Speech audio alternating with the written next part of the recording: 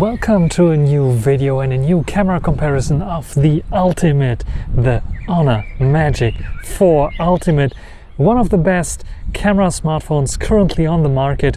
So let's check it out and let's get started.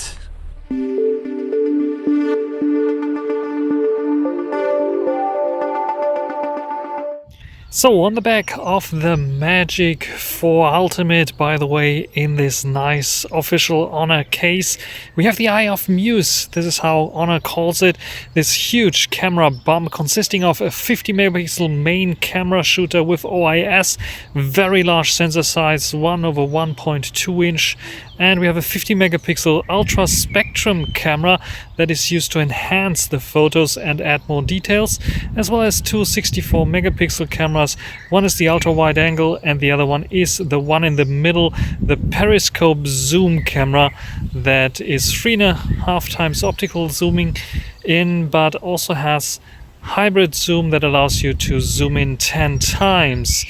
And yeah, we have to check out how good this will be. And then of course we have some cameras on the front as well, a 12 megapixel camera and 3D face unlock on the front that helps with bokeh effect and portrait shooting. So these are the cameras, and I think we start off with the selfie cam. So this is the front-facing camera of the Magic 4 Ultimate, and it's recording 4K 30 frames per second, and I have the option to use by default the super wide angle on this one, but I can also go to 0.8 times, which crops a little bit in, gives you a little bit better stabilization, but I think stabilization even on the ultra wide angle 0.6 time is pretty good. I think HDR is also okay. I can go even to 1 times if I want to.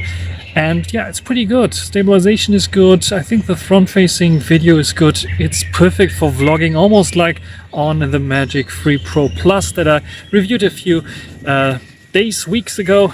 And yeah, the only issue that you have with the front-facing video in 4K is that you have a limit of 15 minutes recording time only. So there's a little counter in the top left corner that tells me that I have roughly 14 minutes left. Let's go to the 0.8 times. This one I think is the best one for vlogging. And yeah, what do you think about the quality here? What do you think about HDR of this front-facing camera? Sadly, no autofocus available for this one. Let's check out the main camera. Now the very large sensor, 1/1.2 inch main camera sensor on the Honor Magic 4 Ultimate, and as you can see here, this one has a very creamy and nice bokeh, and if you have enough light, it offers you very good picture quality in 4K 30 frames per second.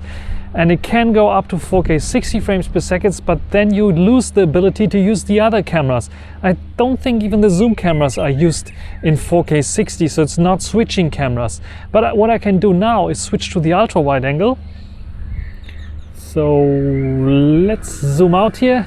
And now we have the ultra wide angle, which is a 64 megapixel one, 122 degrees field of view, I think. So it's a very large field of view. And it's still offering a very good quality in terms of video, especially in this daylight situation, where you can use it definitely for vlogging, especially if you want to show people around your city or town, which is also possible with this one. And then we are walking towards the Rhine, towards the river, where I will show you a little zoom test as well. So let's walk a little bit quicker here, and what we will see is then how good the stabilization is, because some people were asking me, yeah, do some more stabilization tests, especially if you're walking a little bit faster, because sometimes people are vlogging where they are not walking as slow as I am walking here. So this is the ultra wide angle. Let's go to the 1 time zoom. I have to really zoom in slowly. Should be now 1 time. So 1 time zoom now, and also walking a little bit faster here. How good is stabilization here? This one, in contrast to the Magic 4 Pro, has an OIS in its camera sensor. And there's a ship passing by, so let's try to zoom in. 4K 30 as I told you, so let's zoom in slowly and see if we can read this. I think now it's switched camera lenses, 3.6, 4 times zoom now, 4.9 times zoom, and we can go up to 10 times zoom, and it looks pretty damn good, I would say. Can read everything that you want to read, and the details are there. So if you have enough light, this camera can capture some impressive zoom footage. Of course, now it's switched cam and got a little bit worse in terms of quality because this one, the main camera sensor, is a very large one and has large pixels, but the quality when you zoom in too much into this is not the best. It's getting a bit soft here and there. But you also notice that this camera is pretty damn awesome. I like it very much. It really reminds me of the very large sensor that I have on my Xperia Pro I. What do you think about the video quality here? 4K 30 on the main cam of the Magic 4 Ultimate. If you want a bit more cinematic kind of footage, you can go into movie mode, and movie mode offers you first of all 21:9 aspect ratio, just like for movies for the cinema, but also various different LUT profiles that you can apply. But it also has an automatic LUT selector, so it can select automatically the best LUT for the situation. So in this case, for example, it's using classic, but depending on the shooting scenario, you can choose whatever you like to have. You can also manually choose the LUT that you want to have. And if you want to color grade your footage, just like on a professional camera or on Sony Xperia or Oppo Find X, you have the possibility to choose log format and color grade, color correct it later on in post to tweak the colors to your liking, which is pretty nice and awesome. In movie mode, there's even 4K HDR10 Plus available. So if you really fancy and want to really create a cinematography masterpiece, you have the option to use the Magic 4 Ultimate even for this with HDR10 Plus, which enriches everything a little bit more. And if you have an HDR television or screen, or just want to watch it on a phone, you have the possibility to use the full color space that the phone or screen supports, which is pretty awesome. What do you think about this one? I have to say, not very useful for me, but maybe in the future, if I have an HDR television, I can use this. What do you think about this movie mode? I really like this, and I think I will use it a little bit more, maybe not in 21:9, but 16:9 aspect ratio. Just have to keep in mind 15 minutes limit in 4K for all the cameras on the Honor Magic 4 Ultimate, which is a bit of a bummer, I would say. What do you think? Anyway, I want to check out the photos right now with you to tell you a little bit about how good the quality of those lenses are, especially the zoom one, but also the ultra wide angle. So let's take a look. Here are the photos of the Magic 3 Pro Plus, and I want to run through not maybe all of them in particular, just tell you what I noticed. This is the ultra wide angle. The ultra wide angle has a good dynamic range. You can see 15 millimeters is what the EXIF data shows me, because it's cropping in a little bit to get rid of the distortion. It tries to, at least when I zoom in 100%. The middle is nice and sharp, a little bit over processed and over sharpened. These sides are a bit soft. And you can see sometimes also a little bit of distortion still there. So distortion correction is not the best here. Something that they should improve, I think, still. The main sensor is pretty damn good. You can see not much of a difference between HDR, the ultra wide angle, and the main, very close. Maybe a little bit more details there. As you can see, it's getting a bit darker here. Very good sensor. Everything nice and sharp. Everything good. Even the sides here. This was a white artifact. Everything nice and sharp, everything cool, no issues at all. Not so much over sharpening going on here. Everything more natural in terms of sharpness, a little bit more punch. You can see it also in the other photos. I want to just tell you about the selfie cam. Selfie cam is average, I would say. In the top class camera sectors, it's an average camera. Detail level is okay. It doesn't have autofocus. P50 Pro does take better selfie camera photos than this here. This is on the level of the Mate 40 Pro, the Magic 3 Pro Plus. Nothing much has changed here. Good HDR, a good selfie camera.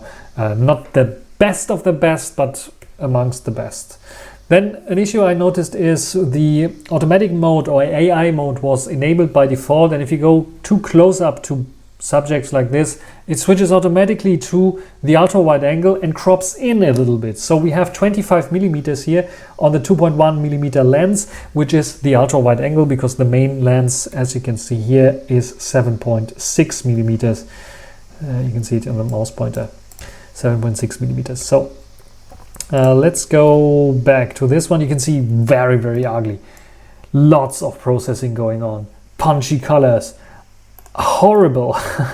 really horrible. And this is the main camera, and this is so damn good.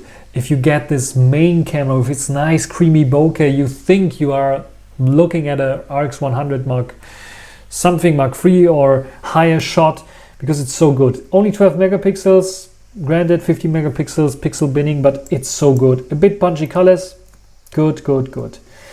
Zoom lens shot test, 50 millimeters ultra wide angle, punchy colors here and there, a little bit soft on the sides as you can see here. Then zoomed in 1 times, very good, punchy colors all over the place. But the zoom lens here 3.5 times looks good. If I go to 100%, Lady Gaga, I can clearly see Adam Driver. I can also see, and yeah, I can read everything here nice and clear. If I want to zoom in even further, 7 times, for some reason it has 7 times instead of 10 times zoom on the camera software. Also pretty nice, pretty good. You can see a little bit of blur already here, and it gets a little bit pronounced when you go 20 times, and when you go a little bit more, 100 times, it's like useless, don't use 100 times. It's the same as on the Magic 3 Pro Plus. Up to 7, maybe 10 times, it's okay. Don't go further. Maybe 20 times is still usable, but you don't have to do it. Ultra wide angle, dynamic range, pretty good. Directly shot into the sun, pretty good. Again, same distortion here, even though it's cropping in a little bit. This was actually not cropping in. This was taking 11 millimeters in this case, which is interesting. So sometimes it's cropping in, sometimes other times it's not cropping in, which is a bit weird. 16 megapixels from 64 megapixels pixel binning, a lot of distortion, and softer here on the sides. So crop in a little bit, but still you get this nice, more dramatic effect. Though I'm not a big fan of this ultra wide angle because some details are missing. Lower light shot here with the main cam, with the ultra wide angle cam, doing its job fine, but there's a bit of like blurriness going on here, and yeah, it's a bit unsharp here on the sides again. So maybe not the best. If you get it right, like taking the main sensor shot, you get DSLR like quality here with nice background blur and bokeh, and you can play with the foreground being unsharp, the background being unsharp, and only what you want to photograph is sharp. Detail level on the main lens is also outstanding, I would say. It's pretty good. You have to just really turn off the AI mode if you don't want to do this. For example, I thought I'm using the 1 time zoom, I'm using the best sensor, and then later when I came home and zoomed in, I was like, what the heck is going on? Why does it look so bad?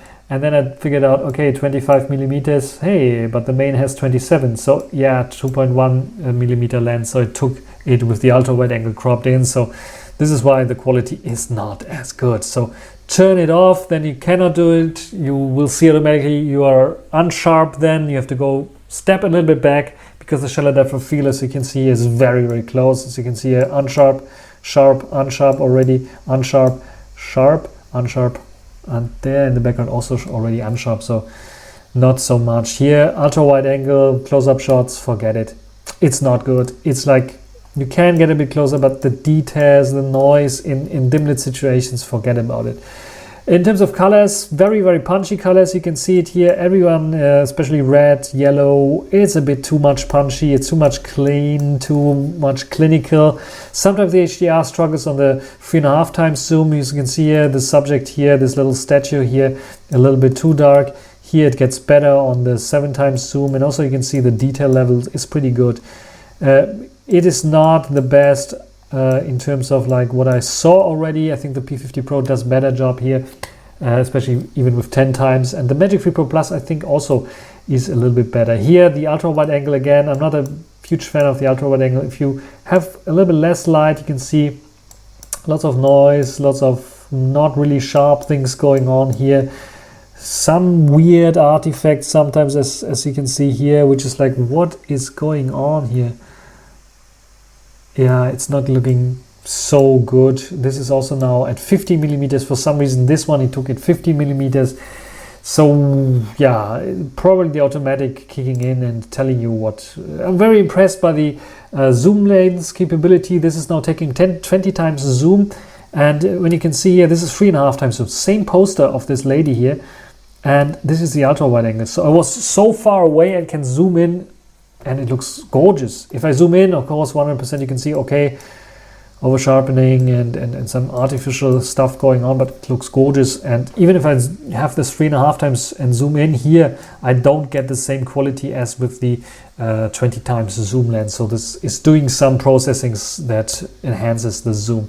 Again, bokeh on the main lens, fantastic. On the ultra wide angle, you get over glowing, you get a little bit of bokeh, but the details are lacking. So I would not try to do close-up shots with the ultra wide angle. Just take the main lens and do some shots. I did some testing of the 3.5 times when it comes to portraits. We'll see this later. Close-up shots here, do it with the main lens. Don't bother with the ultra wide angle. This is like, if you go in, zoom in 100%, it's like unsharp. Here even, nah, it's not. It's okay, but it can get pretty close as well. It looks okay if you don't go to 100%, but I like the main sensor more. 50 megapixel, you can shoot full, but you can also use the ultra wide angle, 64 megapixels, and shoot a full. And this is high-res shot that I took here. And you can see the ultra wide angle is not so good. You can see noise creeping in, a bit of dark. The HDR is not there anymore. And especially here, all the noise and fringing and everything. Don't shoot high res with the ultra wide angle, simply as this. Main, you can shoot with the high res mode, especially if you, I didn't see those people, but because it was taking the shot and there are people there. It is a little bit of noise is going on. HDR takes a hit, definitely, but it's okay. It's okay for shots where you need high res. This is pretty damn good. And even the zoom camera, I would say 64 megapixels, high res shots. I didn't even know that there are people. And now I can see two people sitting there, someone lying here, someone taking their dog out here. A little bit of noise creeping in. Again, HDR is a bit struggling. It's getting soft here and there, but it's a full 64 megapixel image and you don't have to zoom in 100%. You can just crop in like this and get a nice super shot that you can use. So pretty damn good. Close-up shots, again, take with the main. Portrait shots I also took because some people were complaining that I'm not taking portrait shots. With the zoom lens, I tried 3.5 times zoom, blurry mess in this situation where I should have been good light situation because the light is coming from the window in the background.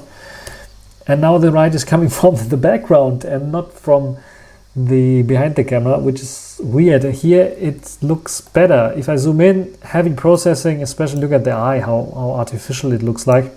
And my fingers here show the HDR effect. Yes, I cut my finger. This is why you can see this bandage there. A bit soft here, over sharpening here. Let's compare it with the Xperia 1 Mark III that has a dedicated zoom lens as well, good for portrait shots. I also raised it to 3.5 times, even though it has 2.9 times native zoom capability. You can see it doesn't have this heavy processing. It has more noise, definitely, but it's a more pleasant picture, I would say, for portraits. This is my opinion. And the background, it looks a bit clinical. The flower here, for example, looks like it is painted. Here it looks like more natural. There's also some overblowing going on the Sony. It's not the best, but my poison would be the Sony here because it looks more natural for a portrait, even though it like heavy noise going on. This looks like a bit too clinical, a little bit too much noise reduction, too much processing on my face going on, but yeah, it depends on what you like better when it comes to those kinds of portrait shots. So what do you think? My conclusion would be ultra wide angle, yeah, it's okay, but only in pixel binning. Zoom shots are also okay for this price region. I saw better, up to 10 times it's usable. It's one of the top ones. Above this, useless. The main sensor is the main deal here. It's one of the best, not even the best. It can compete with the RX100 lineup, Xperia Pro I, and all the 1-inch sized sensors. If it would be like a zoom capable lens, then it would be definitely something where the RX100 would be obsolete. But in this case, you have to zoom with your feet to get good results. I like it very much. And I think the camera system is very flexible and good. So in general, It's some critique points here and there, but in general it's a very, very good camera system and one of the best, definitely. What do you think about the Magic 4 Ultimate? The highlight definitely is the main sensor, 1 inch size almost, and you can see it in the bokeh, you can see it in very, very creamy photos that almost look like they were taken with a DSLR, which is pretty damn awesome. HDR is also pretty okay, and yeah, just like Honor and Huawei, they're always on the top when it comes to HDR rendering. And of course there's nighttime photography. I did an own video where if you want to check it out, you can check it out there, where I'm also impressed by the main camera sensor. Even though it has lots and lots of noise reduction included, it's a very good choice there as well. The ultra wide angle is a little bit weaker, but still okay, very comparable to the Magic 3 Pro Plus. Nothing much has changed there in this regards, I would say. So we have the same weaknesses with a little bit more over sharpening going on there. But colors are very nice, and I think it also struggles a little bit when it comes to close focusing distance. So it is decent for a flagship camera, but it's not on the top when it comes to close focusing macro capabilities with the ultra wide angle. Otherwise the zoom lens is pretty nice, just like same as on the Magic 3 Pro Plus. 10 times zoom optically not there, but hybrid, and the 3.5 times zoom option that's optically there, 64 megapixel sensor, is doing its job. So it's pretty okay as well for a zoom sensor, and definitely on the top, but not as good as a Samsung Galaxy S22 Ultra, especially when it comes to zooming beyond 10 times. You will definitely see a noticeable improvement on the Galaxy in contrast to the Honor. What do you think about the Honor Magic 4 Ultimate? Would you want to buy this also here in Europe, where this sadly has not been sold? Only the Pro version without OIS and the big large main sensor? Or do you say, I don't really need this big large main sensor? Write it down in the comment section. That's everything for this video. Hope you enjoyed it. Thanks for watching. Until the next time. Bye. Psst. Of course, the comparison with the Magic 3 Pro Plus is coming, and the Mate 40 Pro and the P50 Pro and